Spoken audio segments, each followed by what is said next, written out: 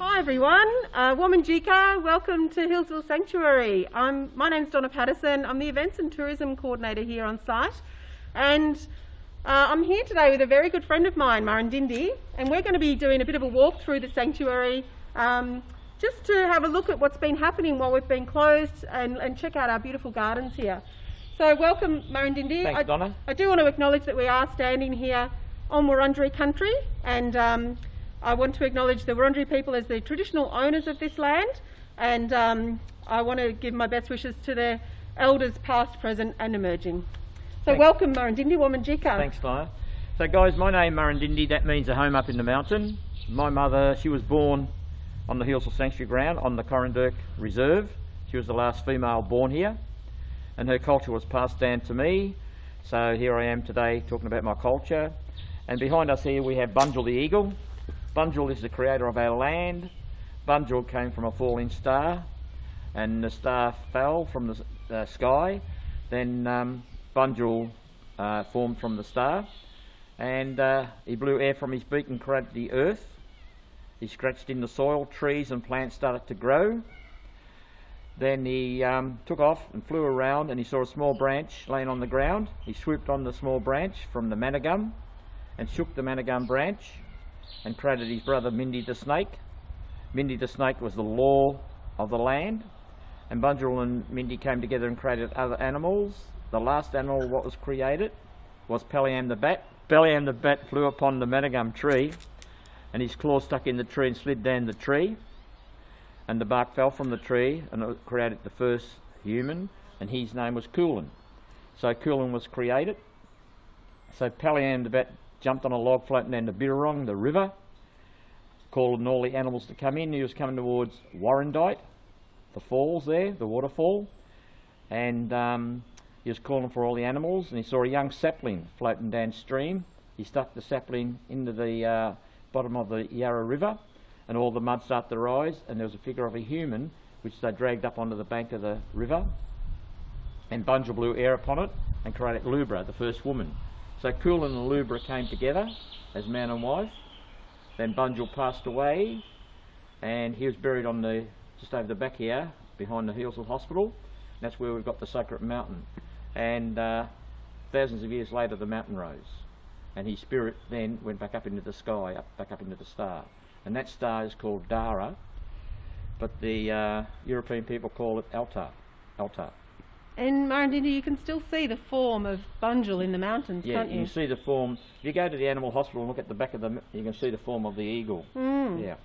But that star, Dara, that comes out early spring, and it travels across the sky to the north sky and then to the south sky. Then it comes out every year, early spring. So we could keep our eyes up for it now. It's out now at the moment. Yeah. Well, Murrundindi, shall we take a little bit of a wander through the sanctuary now and just see what our gardens are doing? Yep. Well, over here we've got the grass tree. You can flake that off. That flakes off, and that was used as glue. Oh wow! So you'd melt it down on a rock around your campfire, and that was what they'd use to stick the tips of the spears together. The stem coming down into the grass tree here, that stem was used as the base of your fire stick. Oh right. So you use the Austral mulberry, and that's the base. You split that open and you rub down into it. And that's where the fire starts. That's where the fire starts. Yeah.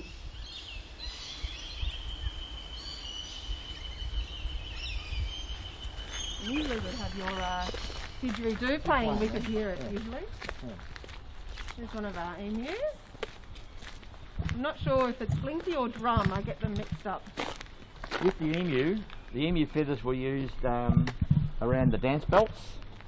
Around their waist. Lap? Yeah. Now you have your lap on. Yes.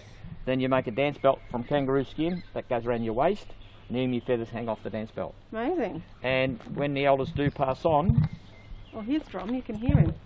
We'd make a necklace of emu feathers and put it around the person who passed on to give them a safe journey. Beautiful. Yeah. So the feathers were used on a dance belt, then around the neck when someone passed away. And we call the emu Burrumal. Burrumal. Okay.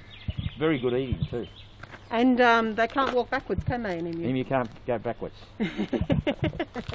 Pretty special to be here when there's no for sure. No visitors, even though that is very sad. Oh, this is a good one here to talk about. What's Dianella, this is called. Is it flax? Yeah, it's a flax, but this gets a little purple fruit on it, and the purple fruit gets up about as big as your fingernail. And William Barrack, who was my great uncle, he would squash that with his white clay, and you get a purple clay. That's where that colour comes from. Amazing. Purple clay. Then they'd use the flax here for weaving baskets. And also this one, the lamandra. The lamandra was used for weaving baskets. And down the bottom, if we pulled out a piece down the bottom, the root system, you can chew on it and eat it. Yeah. What does it taste like? It tastes very similar to celery. Oh, celery. Yeah, celery. Nice. Yeah. Fresh. Fresh and full of vitamins. Amazing. Yeah. So this is the hot gardenia here. It's got the little yellow flower on it. And the little yellow flower, if my people were travelling and they had babies and you're travelling, need tribal boundaries, what my people would do, the mother would chew this up and she'd give it the baby to swallow. Then it would put the baby to sleep. So it was used as a sleeping medicine. And that was to keep the child quiet while they were near the boundary to while avoid they need the boundaries. kind of... Yep, while they need the boundaries. And behind here, this one here, it's very prickly. That's called a prickly currant. That comes out in a little red berry at Christmas time. And the little red berry is probably about half the size as your little fingernail, and that's full of vitamin C. It's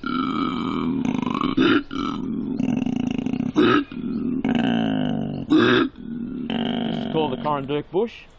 The Corunduk bush was also known as the Christmas bush, and the mint bush. It has flowers? It gets a white flower on it at Christmas time. Generally gets a flower on it about a week before Christmas Day. And the leaf was used for cooking. So if you tear the leaf open and smell it, it's got a mint flavour. Hard to smell through my nose. Yeah. So what they do with that, they put cuts into kangaroo meat and put the leaves in the meat and put some mint flavour right through the meat. Very gourmet. Yeah. Well, Dindy, did you want to talk about William Barrack? William Barrack? Yeah. So William Barrack, he was my great uncle. His father Babbagin, he signed the John Batman Treaty in 1835. Now at Babbagin, he had a son, Barrack, and he had a daughter, Borack. Barrack married, he had one son, David, but David lost his life at around about the age of 12. He died of smallpox. But his sister, Borat, who was my great-great-grandmother, her son's name was Wandoon, and the English gave him the name of Robert Wandon. So Robert Wandon was my great-grandfather. So, but Barrack, he's seen the first English people to arrive here. He was only a little boy. Isn't that amazing? They said he was probably around about the age of 8, and his father was the one who signed the treaty. And they walked all the way into Parliament, didn't they, to get that treaty signed? To get the treaty signed. Yeah. But the Wurundjeri people, they come from Lake Eildon, right down through the Healesville area. Yeah. From Healesville, right down to Wonthaggi. From Wonthaggi up to Berwick, this side of the sand quarries at Cranbourne. From Cranbourne they walked across to Mordialloc and intermarried into the Bunurong people. So the Bunurong then went back towards Wilson's Prom. Wurundjeri people then went down towards Werribee River, so they intermarried into the Coorong people. Then on the other side of Geelong there was another group down there called Weatherong, and the Weatherong went from Geelong down to Colac. And were these all Kulin nations? The Kulin Nation, yeah.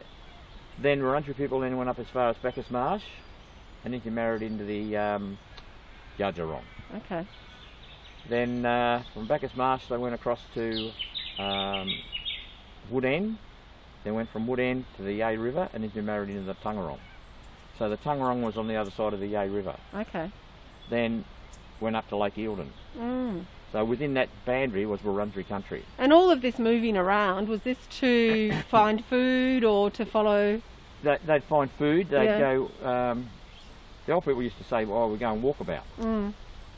And they'd find the seasons of food changing because you're up high here, then you're going down low, so different times of the year the different foods will come out.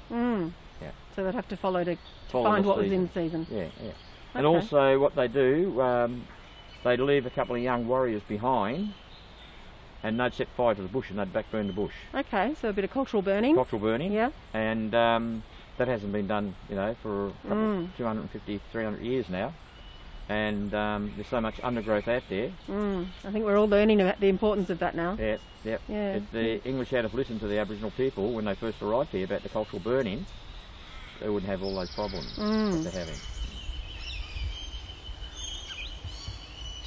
Some interesting plants over here. Was there... Okay. This one here, is this one This one important because Yeah. there's grubs in it? Is here, that... this one here is a wattle tree. Now, if you look up where that branch is with a few leaves on, then you go up, there's another branch coming out on the left-hand side, and there's a couple of holes there. So they're what they call a wattle grub. The wattle grub's about as fat as my finger. What we do, we look for a little stick with a little, where it's been broken with a little piece on the end of it, like a small branch. Put a little, break that a little bit, like that. So you've got a hook on it. Oh, right. So you poke that in the hole, then what you do, you twist it around like that, and you pull the grub out. Yeah. And how would you eat the grub? cook them, or You just eat put them on the coals of fire and cook them and eat them. Wow.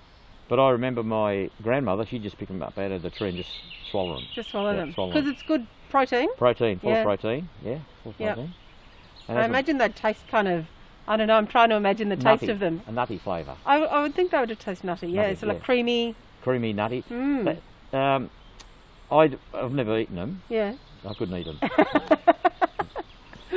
Over here you can see the Banksias growing. This one? Yeah, these blooms here. Yeah. That's in the morning, first thing in the morning, that would be full of nectar. And if you tap that on your hand now, I don't think you think, oh yeah. Oh yeah, look at that. Yeah, look at the nectar in that. Can you see the nectar in here? That? Well, what my people would do, before they go to bed at night time, they get maybe half a dozen of these blooms, take them off, and they soak them in their little wooden bowl called Tanuk, and with water. Wake up in the morning, they've got a sweet drink, got a cordial to drink. Nice. Yeah, It's a very nice change from water. Yeah. Yeah, lovely. Okay, Murrundindi. Okay. It's a very special tree. Yep. So here we've got a tree that's a managum tree, and you can see the carving what's been taken away from the tree. That carving, the point on it, that would have been on the ground when they carved that. Then what they do, they carve up as high as they can go. Then what they do, they get a young sapling about that thick in diameter, and they make a chisel on the end of it. And they get 3 of them, and one on either side and one in the middle, and they just keep pushing it up the tree, and the bark will just peel off and fall So off. how thick is the bark? The bark, well, the bark would be about that thick. Okay. Then what they do, they soak it in the creek, because the Badger Creek used to come up on the left on the bottom of that. We actually can hear the creek now. You can hear the creek now, yeah. But they soak it in the creek, and that shrinks the wood for about a week. Then they pull it out of the creek, and they make tripods. The tripods like that, then they push the bark into it, and that's where you get the shape.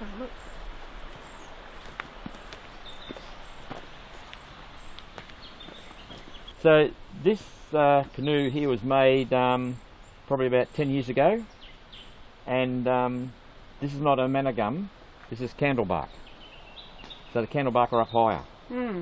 So the candlebark are up at Warburton. So this was made up at Warburton by my younger brother and his son. And this one here was carved with stone axe and stone hammer. This one was carved with a steel axe and chainsaw. And as you can see around here, we've got stringy bark, the rope on it. Oh wow. To hold it together, that stringy bark. Amazing. And you put the supports in the middle to hold it up. But see, they'd only have 1 or 2 people in there, and it was more to get across the floodplains, because this time of the year, the creek would be up where we're standing, because it's dammed up at the Badger Creek weir.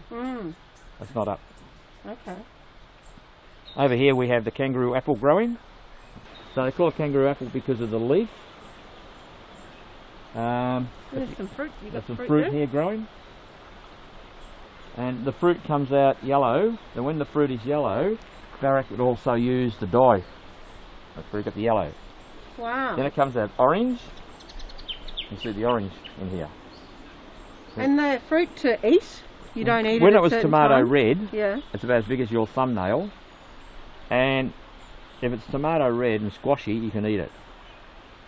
But also when it was orange, it was used as a female contraception. The female could eat that and not have any children. Mm. And this comes out all year round at different times of the year. So they always have plenty of supply of it. Yeah. Mm. This time of the year they wouldn't be up here. This time of the year they'd probably be over in the Bacchus Marsh this time of the year. Yeah. Right.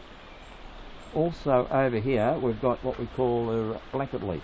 This one's very essential, yes? Oh yeah, you need the blanket leaf.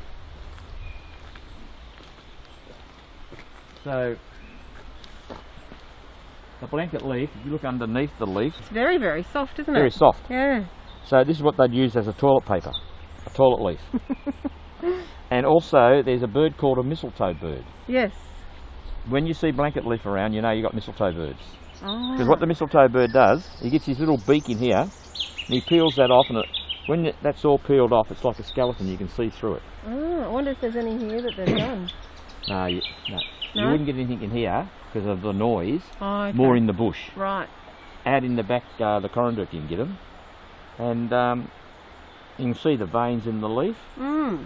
And they just take out all the fluff. They just take all the fluff off it, and the mistletoe bird's nest is probably about that long, Yeah. and it's like a sock. It's white, And cosy. cosy. We found a mistletoe nest birds were nesting. The mistletoe birds were nesting over at the Birds of Prey about 5 years ago. Oh, wow. Yeah. Wow. Because And they're rare to see, yeah? Very rare to see, yes. Mm.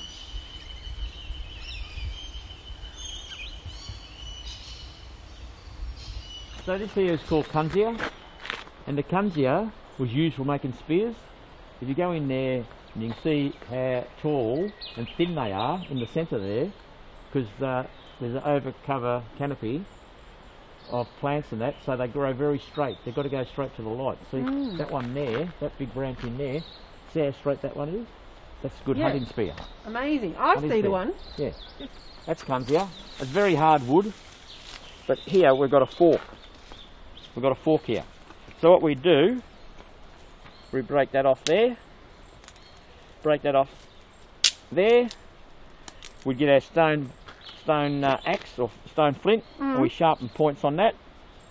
And remember I showed you the grass tree glue at the front? Yes.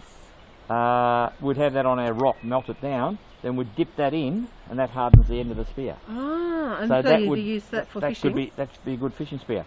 And what we do here, see how you got a few buckles in it? By heating the wood up, we can bring it back, Oh, you can straighten it up straighten a it bit. off. Yeah. So that- these would also be used maybe without the fork for without the throwing? fork for hunting spear, for hunting. And so yeah. the straightness is really important if you're going to throw it, yeah? Yeah. And what they do, they have a flat piece of wood about this long. It'll be flat. Then they have a little twig coming out on an angle, and we put a little hole in the end of it. Put that in there, and it gives you an extension arm. A catapult it out. Ah, to throw. To throw it. Catapult it out. Amazing. Yeah. This here. So you're never far from something useful, are you? No, we can always use everything what's around. It's all native. So what we do, we clean it up. All right. Now we break that off here.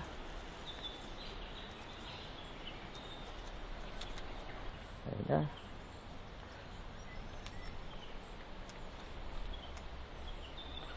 Okay. Now that there is your paintbrush. And what would you paint with that? You'd paint your body. Right. So you put that in the clay and you flick that all over your body. So with something like you were talking about the indigo plant earlier with Yep. the colour Yep. and also the apple, kangaroo yep. apple, would you use those colours on Use your body those. or is it just normal clay? We'd use, no, the elders would wear white Yeah. and children don't wear white. Okay.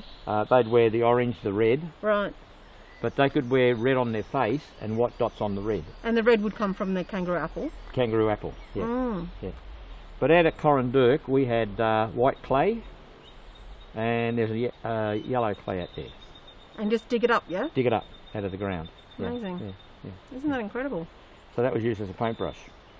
And did they paint anything else? Like I know William Barrack did these beautiful paintings. No, William Barrack was the only artist Yeah. of the Wurundjeri people that I know of. But William Barrack, when he'd do his art, he'd use sticks. Mm. He'd get the end of a stick and he'd chew on the end of it and make it soft. Yeah, yeah. As a paintbrush, he'd use that. Isn't that incredible? Yeah, yeah. You can see how you've got, see that vine going across here? This is the clematis vine, here, growing, with the flower on. Now, the vines, you can see it through in here, see the thick vine through here? Yep. You be careful, Dindy. Yeah, this vine here, see that vine there? That vine there, that vine's down here, there it is there, look, follow it down, there it is in there. Yeah, now, wow. If we dig that vine out down the bottom, on the bottom of that, there's nodules, and the nodules are about as big as your thumbnail, and you can put them on the coals to fry and cook them and eat them. Yeah. Oh. Yeah. It's like a crisp potato. Yeah, okay. Yeah. Now see that's Kunzia. I've never seen a mistletoe growing off a Kunzia.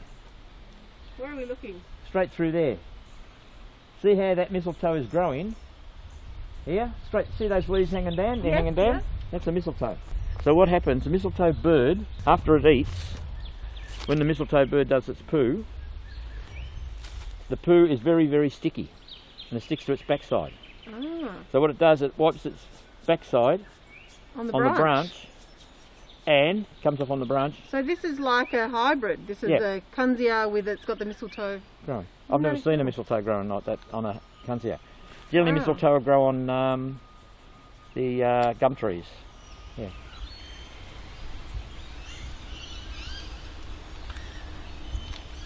So this is called Blackwood, and the Blackwood leaf, what we do, we pick a few leaves. Can I pick some leaves? Yeah, pick some leaves. Do I have to say anything to the plant before I take its leaves? Is that... You could say sorry that we're taking a few of your leaves, if you like. Yeah. Then we put some water and we rub our hands together. And by rubbing it together like that, it suds up like a soap. Oh wow. It suds up like a soap. But you've got to have water to get the soap. Doesn't work without the water. No, it's got to have the water going. So that's called Blackwood. But it's got a nice smell. It does have a beautiful, I can actually smell that, You can smell that, yeah. Incredible. Yeah. So that'll lather up like soap? That'll lather up like soap. But not only that, it's good for any sort of eczema and any sort of skin diseases. Yeah. Fantastic. Yeah, Blackwood. Could you use this also for like insect repellent, or if you got a bite or a sting? No. No, the best thing for insects or sting is the soft bracken fern. So the soft bracken fern, there's one stem that comes out of the ground and it's got a root system. It's probably about as fat as my finger, and the stem comes up, so you get the root system out and you split the root system and squeeze it and twist it around and you get moisture out of it. And that was good for bites, good for any sort of bites, any sort of cuts. Okay, helps you heal. It's what they call her antihistamine. Terrific. But I tell you, when I was up here over the Christmas holidays, I got a feed of strawberries, wild strawberries. I don't think they'll be out now, but I can show you the vines, what they look like. If you want to see the wild strawberries. Yeah, let's go and see the wild strawberries. So I'll go and see the wild strawberries over here.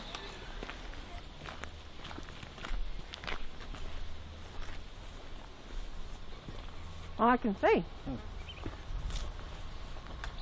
Oh, over here there's a nice patch over here. So these are wild strawberry. Here we are, look, there's a wild strawberry here growing. See the fruit here, look. The fruit's just starting to come out. Now that fruit is probably about half the size as your little fingernail, and you can see all the wild strawberries growing right through here. Delicious. And are they quite sweet? Oh, very sweet. Yeah. But very crisp when you eat them. What texture? They've got a firm texture. Firm texture. They're not like the European strawberries. So these are the native strawberries, and this is the only place I've seen them growing.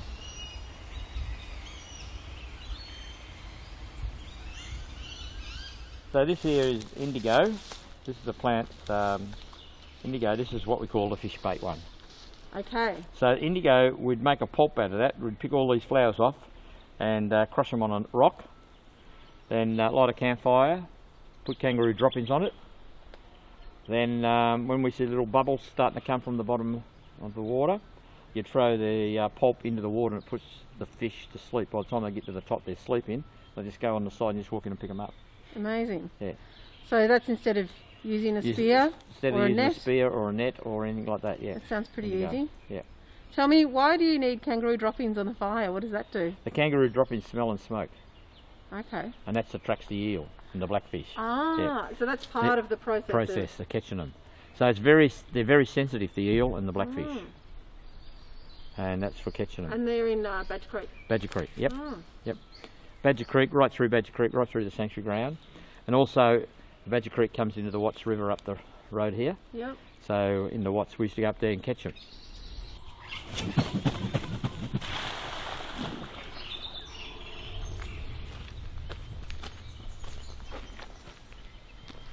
the big growth up on the tree? That big growth, we call that Tanuk. Tanook is wooden bowl. Oh. So what they do, they'd get that clematis vine. Yeah. The clematis vine is very thick, about as thick as my finger. Yeah. They tie it around their waist, they go on an angle and pull themselves up the tree, and they get their stone axe and chip that off. And it's a growth, so it's dead wood. Then they'd holler it out, and that's a water bowl, a water vessel to carry their water in. And then they could make their sweet water. Make their Banksia.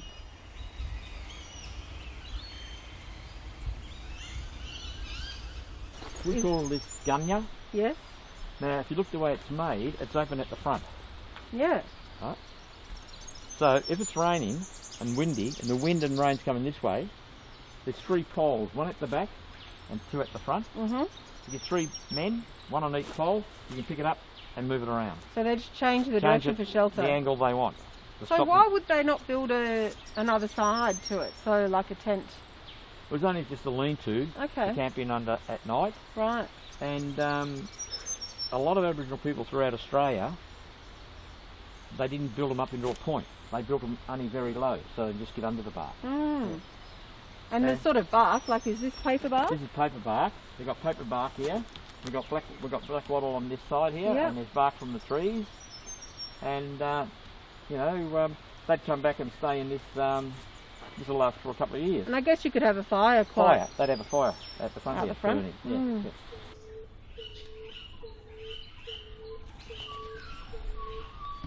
Well, you know how we had the native strawberry? Yes. This is the native raspberry. Right. So if you come down here around Christmas time, this is full of raspberries. Wow. And the raspberry's the same size as the strawberry. Very small. About smaller than the European. Yeah. Small, about half the size of your little fingernail. And it's full of raspberries, native raspberries. And they have that same bright red colour. Bright red. Yeah. And very crisp, very firm fruit. Yeah. Very firm. Delicious. People see it and they think it's blackberries, and they say, "Why don't you take the blackberries out?" I said, "No, it's a native raspberry." Yeah, and it does look different to a blackberry. It's a smaller leaf. But usually a raspberry would be on a cane rather than a yeah. sort of the creepery type thing. So it's grown through here, and he's come out here growing. Very healthy, the green. Yeah. Very healthy looking. Delicious. I have to keep my eye out for that. Christmas time's the time they'll come out, native raspberries. Lovely.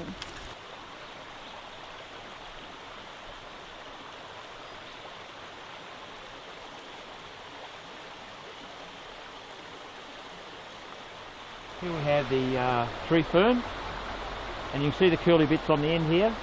We take them off and we put them on the coals of the fire and we can cook them and eat them. And they're the ones that taste nutty? Very nutty flavour. Yeah, lovely. Very nutty flavour. But would you pick them? Because usually they start very tight down the bottom. Yeah, you pick them down the bottom. Okay. You don't pick them out when they're spread out like that. You wait down the bottom and you get them down the bottom. Okay, and just on the fire? On the fire, on the coals of the fire, and cook them. Beautiful. Lovely. Now, this here is known as Austral mulberry. Now the Austral mulberry has got a serrated edge. See a little serrated edge there? Very similar to the lemon myrtle. And so this leaf, the English or the Aboriginal people have taken it and they didn't know what they were using it for. They've taken branches of the tree. They didn't know what they were using it for. So it's a very similar leaf to what we call gingram. Now gingram is a native tea. And we get that right up in the top of the mountain. Right. And so the English seen the Aboriginal people using this, the jingrum leaf, and they got confused. They used this for tea. You drink this for tea, very poison. Oh. They got very, very sick. And what's this called again? This is called Austral mulberry. Right. But the one my people would use is called jingrum. It only grows up at Tallangi, up in the mountains. So no tea No for this? tea out of this one. But this was your main drill for your fire stick. See how smooth the branches are? Oh, this is from the mulberry here, This is one. the mulberry here, Austral mulberry. But if you look down here, the branches come off the tree. You see the core in the tree here? Look. Is this There's the the one core. here too, where this That's hole it. is? Yeah, that's it. So the core goes right through this tree. And what we use this for, we use that, if you get a nice straight one, like, look, see that piece from there to there? Yep. Nice and straight. Well, there's a nice straight one in there. Yep. But you've got to wait for it to dry out, and you get that core. Then you rub down into the grass tree stem, split it open, rub down into it, and this is the piece what will catch on fire, is the core in the middle here. Right. Isn't that amazing? Once that starts burning, that'll burn up the stick. Okay. So what you got to do, you can't use that same bottom. So what you got to do, you got to rub it on the rocks until you see the core coming out of it. Right. When you see the core, you can start rubbing again. And so this is that technique? That's a technique of rubbing down. Right. Yeah. Isn't that amazing? Yeah. So this is Badger Creek.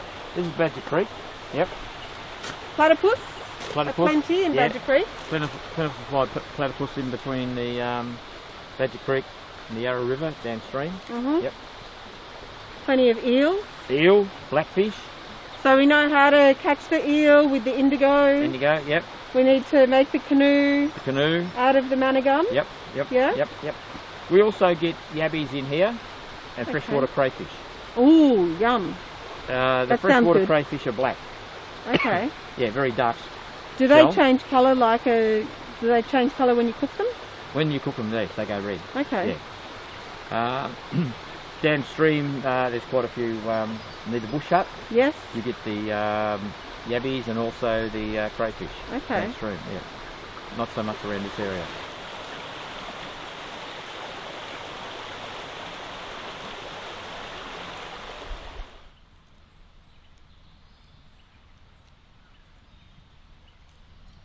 So Murrundindi, thank you so much for coming up today and coming back to the sanctuary and sharing all of these amazing cultural secrets with us. It's just so fascinating the amount of resources that are available out there. So thank you very much. My And pleasure. of course you're all at the sanctuary usually when we're open. You would be here on a Sunday. I'm here Sundays, school holidays and public holidays. Yeah. I play didgeridoo, throw boomerangs, let the tourists have a go throwing a boomerang, Yeah. weather permitting, and talk about my culture. And if anyone wants to ask any questions, I'm here to answer questions. So great. For sure. Yep. So thank you again, and of course in the meantime, while we're closed, if people wanted to visit the website zoo.org.au, and there's lots of information on there about when we're going to open, and also if they wanted to see the live streams of the animals or any keeper talks, and of course we're missing our members and visitors so much. For sure. I think that's a good sign off. Thank you. Thank you. Murrundindi, and we don't say goodbye, we say Triggin in. Triggin in. Till the next time we meet again. Triggin in. Triggin in. See you at the sanctuary soon.